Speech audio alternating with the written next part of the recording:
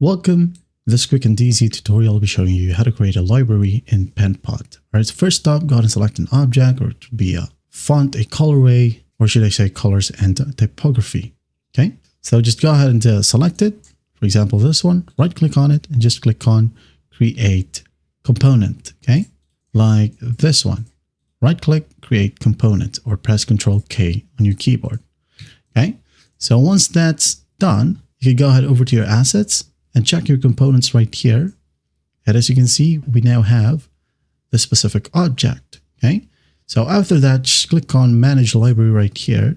Now, as you can see, we have 8 components in this specific project or file, 8 right here. Okay, so what you'll do is just click on publish. Why publish, you may ask? So publishing right here makes your current file a shared library that can be imported by other projects within your team's workspace. Okay, now let's just go ahead and try and use it. Let's go back. Let's go ahead and add in a file from the drafts.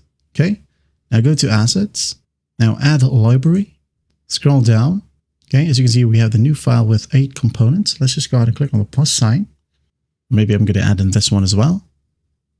There you go. And once that's done, you can click on X right here. Now check it out. Okay, the left panel. You have here the new file. Okay, this one. You can just easily drag and drop it to use it in a new file. That is how you create a library here in Penpot. I hope this video helps, and I'll see you in the next one.